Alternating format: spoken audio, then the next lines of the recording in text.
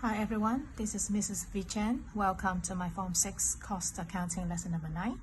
Today we have marginal costing system, and then we will do one DSE question in 2019. Okay, so this is the question in 2019, and then what we need to do in part A here, which is to calculate the contribution margin ratio. Okay, so before we do calculation on this contribution margin ratio, let's look at the formula to work out this contribution margin ratio. All right, so what is opposite to marginal costing? So that would be absorption costing. So in absorption costing, what do we use to measure profitability of the business, which is gross profit margin? So this formula is exactly same as what we use in financial accounting as to measure the profitability of the business. Okay. However, under marginal costing, we do not have gross profits, so we have this contribution replacing gross profit. So therefore, the formula here is contribution over sales times 100%. So this is the formula. All right, for contribution margin, which is used to measure profitability under marginal costing system. Okay, so therefore next, what is contribution? Contribution is equal to sales minus all the variable costs. Okay, so this is the purpose for marginal costing. So only variable costs will be relevant to decision making, and then over sales and then times 100%. So here we have the formula. Okay, so next, and then we are going to look at the question here. So we have sales given to us, and then what about direct material, which is also a kind of variable costs, direct labor, also variable costs, and then production overhead already given to us, the variable part and the fixed part, of course only the variable parts. Okay, that will be used for contribution. So and then all these are fixed. So now we already have enough information to work out contribution margin. So therefore, this is my steps. Okay, so contribution is same as sales, and then sales in the question, which is 1.8 million. Okay, and then variable costs, we have this. Direct materials as 800,000, and then direct labor 250,000. All right, and then one more variable, which is 156,000 for production overhead, 156,000. Okay, that's all the variable costs we have in the question. And the over sales is 1.8 million.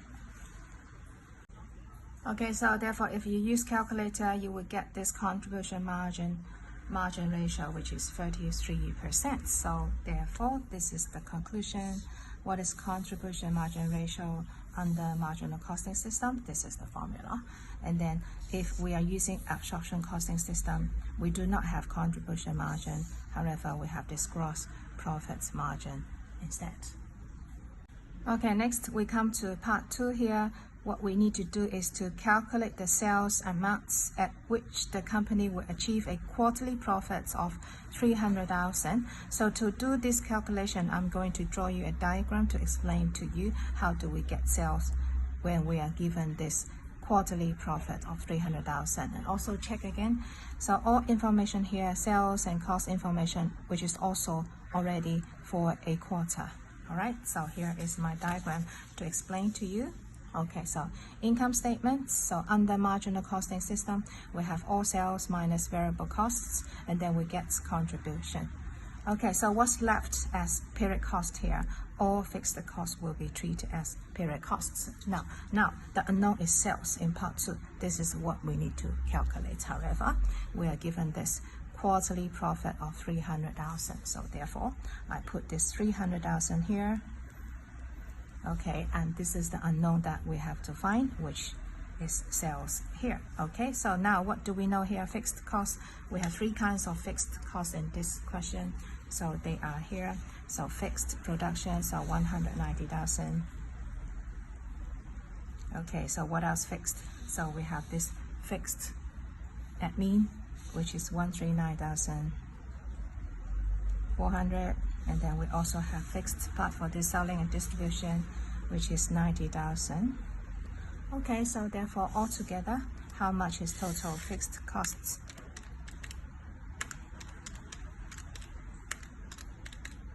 Okay, so this 419,400. So this one means this is total fixed costs. Okay, I have no ink for this pen, so write it again. Total fixed costs.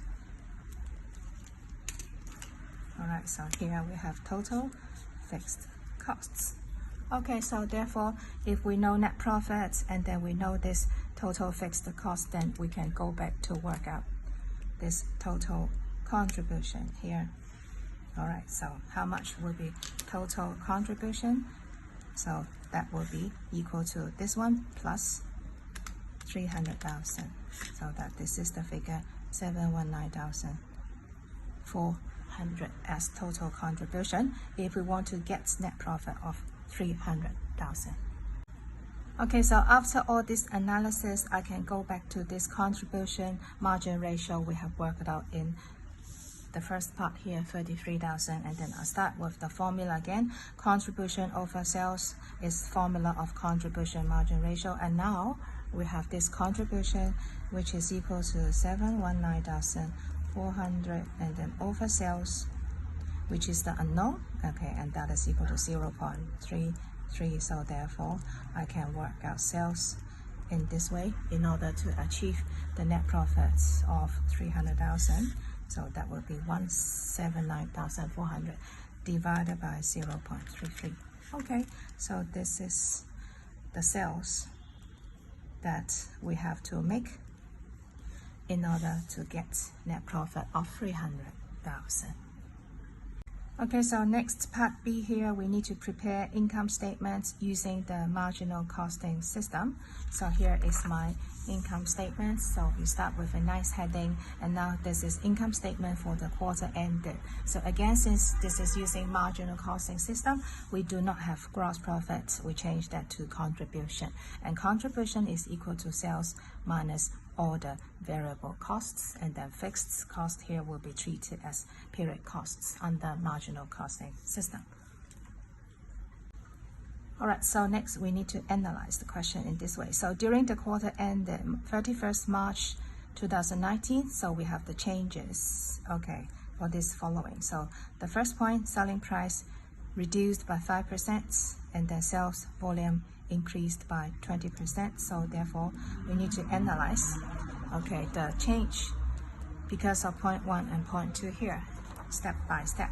Okay, so point 1 and point 2. The first thing is, how do we work out sales? Sales is equal to selling price times quantity sold. Okay, this is the old sales. So what about new sales? Okay, so new sales saying that selling price decreased by 5%. So therefore I start with the old one. Selling price decreased by 5%. So I have 95% left, and then times, what about sales volume increased by 20%? So times, this is the old one, quantity sold, times 120%. Okay, therefore I can put this together. So therefore I have selling price times quantity sold, and then what's left times 95% times 120%. Okay, so what is this selling price times quantity sold, which is exactly as the old sales? So the times 95% and then times 120%. So therefore this is my analysis. So to work out new sales, I just start with old sales times 95% times 120%.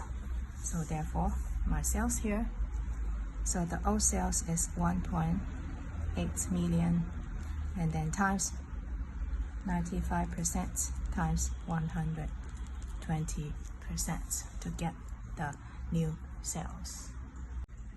Okay, so next we come to point number 3 here. So be very careful because we have this production volume increased by 30%, but however, sales volume increased by only 20%. Therefore, if we produce more than we have sold, what happened? So there is closing inventory of 10%. But is there any opening inventory? So we need to go back to the previous year. So this is 31st December 2018. The company did not keep any inventory as at. So therefore, in 2018, we don't have any closing inventory. So the closing inventory here will be opening inventory in 2019. So therefore, we do not have any opening inventory. However, there is closing inventory of 10% in the coming quarter. All right. So what do you think about if we produce more? So then do we need more direct materials? Yes, so we need more direct materials, and then we need more direct labor. So this is the idea of variable costs.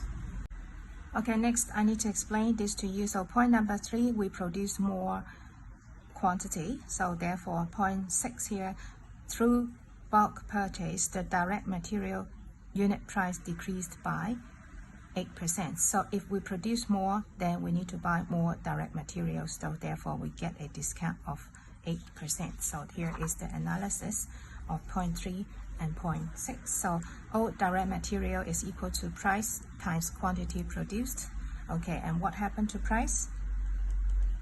So for the new price, we get a discount of 8%. So that is 92% left, and then times quantity produced. So the quantity produced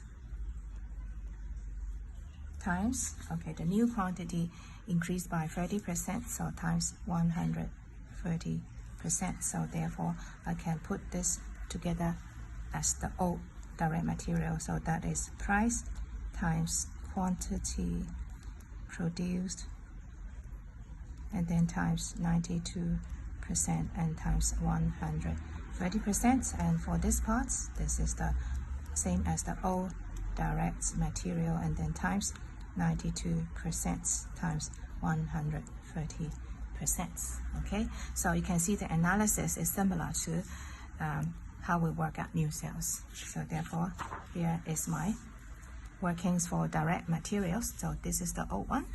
Okay, it's the old one, old direct material, and this is the production volume increased by 30%, and then we get a discount. All right, and direct labor, so there is no change. The hourly rates of direct labor, no change, and then variable production overhead, no change.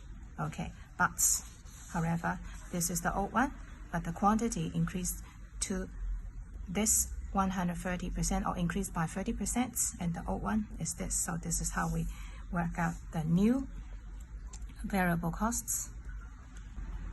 Okay, so therefore you use calculator to work out this figure, 1,484,600. So this one means the total product costs for producing this 130% of the volume. However, if you look at this sales volume, sales quantity, which is only 120,000. So what is the difference between this?